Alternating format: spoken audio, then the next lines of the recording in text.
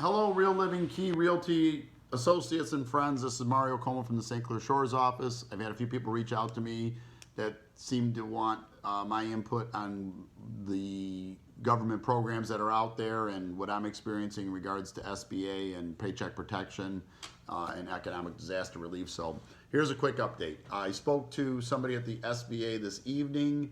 The young lady was somewhat informative. Bottom line is she said, don't expect anything for 3 to 5 weeks. I told her my frustration is on their website, when you go about 3 clicks in, it says that you can expect the funds within days of a successful application. I said, that's a little frustrating for business owners like myself when, they're expecting help a little bit faster. She said they're just trying to, deal with the influx, of course, that's happening.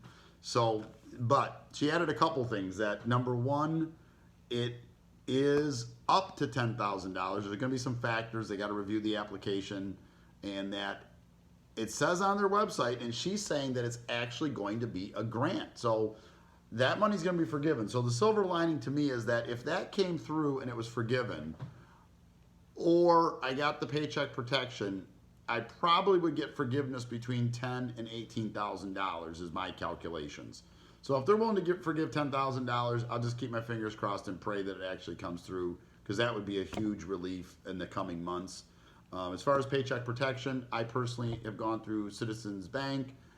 They did not have their portal up and running until Monday. It took a couple efforts to get that application through.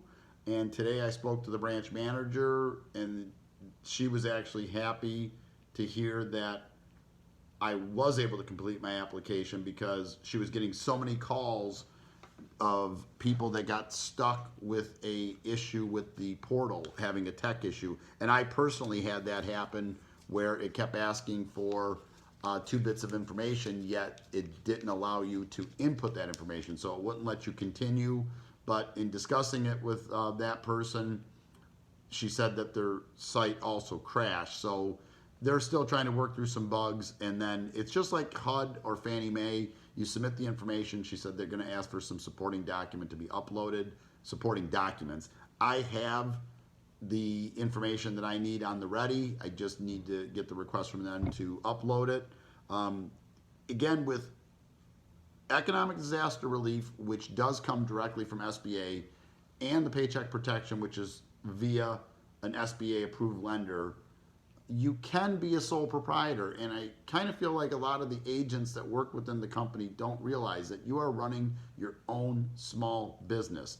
That's what real estate agents are doing. They're not in the they're in the business of they're in business for themselves. Homes or marketing yourself is just the business that we do.